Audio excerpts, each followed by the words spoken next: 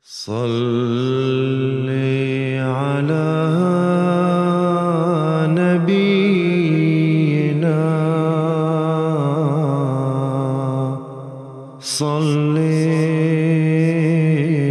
على محمد. Asyhadu an la ilaha illallah wahdahu la syarikalah wa asyhadu anna Muhammadan abduhu wa rasuluh. Amma ba'du, fa'udzu billahi minasyaitonir rajim. Bismillahirrahmanirrahim.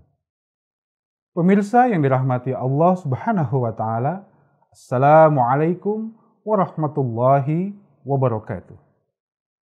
Pada kesempatan daras tafsir Al-Qur'an di episode ini, kita akan membahas tafsir dari surah Al-Kahfi ayat yang ke-78. Di dalam ayat ini, Allah Subhanahu wa taala berfirman,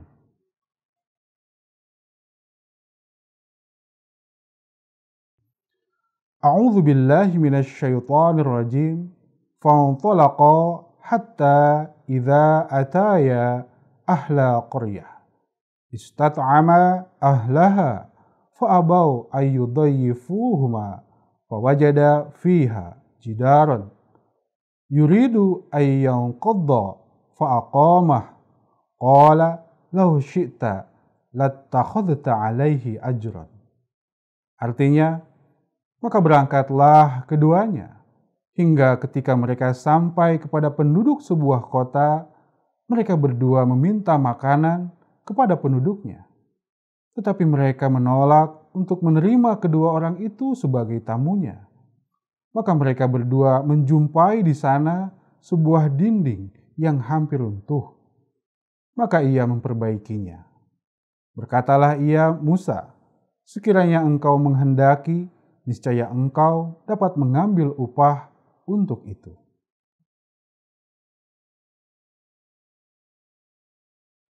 Pemirsa yang dirahmati Allah Subhanahu wa taala, penduduk kampung dalam ayat ini takbirnya adalah suatu bangsa atau suatu kaum. Adapun perjamuan artinya sebuah kerjasama dalam pekerjaan yang baik. Peristiwa yang hamba Allah dan Nabi Musa alaihissalam yang meminta makanan, maka takbirnya adalah keduanya meminta agar ada kerjasama. Meski akhirnya permohonan mereka ditolak. Yang artinya umat tersebut tidak mau bekerja sama. Kemudian keduanya melihat sebuah dinding yang rusak. Maka takbirnya ialah bahwa ada orang alim atau imam yang harta bendanya hampir musnah. Jika dilihat dinding itu diperbaiki, maka artinya pekerjaan orang alim itu akan diperbaiki. Namun, jika tidak diperbaiki, maka artinya pekerjaan tersebut akan rusak. Dalam kitab Ta'bir Imam Ibnu Sirin ada tertulis, jika melihat sebuah dinding yang rusak, lalu diperbaiki, maka artinya penguasa di daerah tersebut akan diganti dengan penguasa yang lain. Hazrat Mirza Bashiruddin Mahmud Ahmad radhiyallahu ta'ala anhu bersabda, menurut pendapatku, yang dimaksud dengan orang kampung dalam kasyaf tersebut adalah kaum Yahudi dan kaum Masehi. Namun, kedua kaum tersebut menolak untuk bekerja sama. Adapun yang dimaksud dengan dinding adalah pemimpin rohani dari kaum Yahudi dan kaum Masehi. Sementara dinding yang hampir roboh mengandung arti bahwa pengaruh orang-orang suci dari kaum Yahudi dan kaum Masehi hampir hilang. Adapun Nabi Musa alaihissalam berkata bahwa mengapa tidak diterima upahnya. Hal ini memiliki maksud bahwa semangat perniagaan dalam pengikut Musawi akan sangat besar. Segala pekerjaan mereka diukur dengan keuntungan keduniawian. Akan amat sukar bagi mereka untuk bekerja hanya semata-mata karena Allah. Dan buktinya dapat kita lihat dari pengikut Musawi terakhir, yakni kaum Masehi. Mereka tidak mengerjakan sesuatu pekerjaan tanpa menghitung untung dan ruginya. Jika mereka mengajar, maka mereka memperhitungkan keuntungan duniawinya. Bahkan simpati mereka pun berdasarkan untung dan rugi. Sehingga dakwah mereka mengandung maksud dan keuntungan materi juga.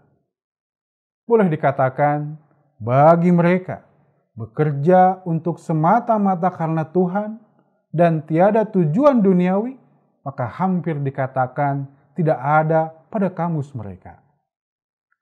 Pemirsa yang dirahmati Allah Subhanahu wa Ta'ala, kepada ahli kitab telah diminta untuk bekerja sama. Namun oleh mereka hal ini ditolak.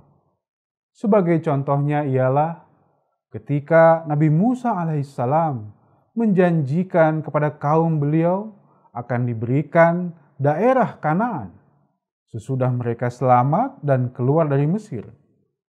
Dan beliau meminta kepada kaumnya agar bersiap-siap untuk berperang dengan kaum Amalik yang saat itu menduduki daerah Kanaan.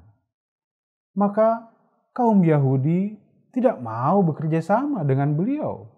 Dan mereka berkata, "Wahai Musa, kami tidak mau memasuki daerah yang dijanjikan itu selama musuh masih bercokol di dalamnya.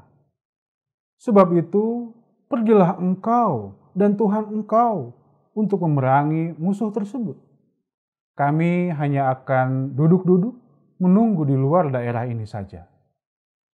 Dari kejadian ini dapat diketahui bahwa kaum Nabi Musa alaihissalam tidak mau bekerja sama dengan beliau. Padahal setengah dari perjanjian Allah Ta'ala akan dilaksanakan dengan perantaraan para hambanya. Dan kewajiban bagi manusialah untuk bekerja sama dengan para nabi demi kepentingan pelaksanaan janji Allah Ta'ala itu. Selain itu, mereka pun tidak mau bekerja sama dengan Rasulullah SAW. Dan hal ini termaktub dalam Al-Quran, surah Al-Imran ayat 65, yang artinya, "Wahai ahli kitab, marilah kita bekerja sama untuk menegakkan satu kalimat yang ada persamaannya antara kami dengan kamu. Yaitu kita tidak akan menyembah hanya kepada Allah Ta'ala saja. Dan kita tidak akan mempersekutukannya dengan sesuatu apa jua pun. Dan janganlah kita mengadakan perserikatan secara ketuhanan dengan meninggalkan Allah Ta'ala. Kalau mereka tidak juga mau mendengarkan seruan yang baik ini, maka katakanlah kepada mereka, kamu menjadi saksi bahwa kami ini adalah orang-orang yang taat kepada Allah. Pemirsa yang dirahmati Allah Subhanahu wa Ta'ala, Rasulullah Sallallahu Alaihi Wasallam telah diperintahkan oleh Allah Ta'ala untuk mengatakan kepada kaum Yahudi dan Masehi bahwa tinggalkanlah keras kepalamu itu. Marilah kita bekerja sama untuk menegakkan tauhid. Janganlah kita menyembah selain kepada Allah Ta'ala dan janganlah menyekutukannya. Janganlah kita mengadakan kerjasama yang tidak didasarkan keadilan. Bahkan menurut kehendak Allah Ta'ala, marilah kita bekerja di atas dunia dengan keinsafan dan penuh keadilan. Kalau mereka tidak juga mau menerima ajakan yang amat baik ini dan tidak mau juga bekerja sama dalam gerakan yang istimewa ini, maka wahai kaum muslimin, kamu dengarkanlah seruan Rasul kami ini, pergilah, kami yang akan bekerja sama dengan Rasul Allah. Bahkan jika kita pikirkan lebih dalam dan dengan seksama, maka sebenarnya kaum Masehi pun tidak mau bekerja sama dengan Nabi Isa alaihissalam. Buktinya, ketika Nabi Isa alaihissalam hendak disalib, semua murid beliau lari meninggalkan beliau seorang diri. Pemirsa yang dirahmati Allah Subhanahu wa Ta'ala, demikianlah daras tafsir Al-Quran yang dapat saya sampaikan pada episode kali ini. Semoga dapat bermanfaat untuk kita sekalian. Amin. Wa akhiru da'wana alhamdulillahirabbil alamin. Wassalamualaikum warahmatullahi wabarakatuh.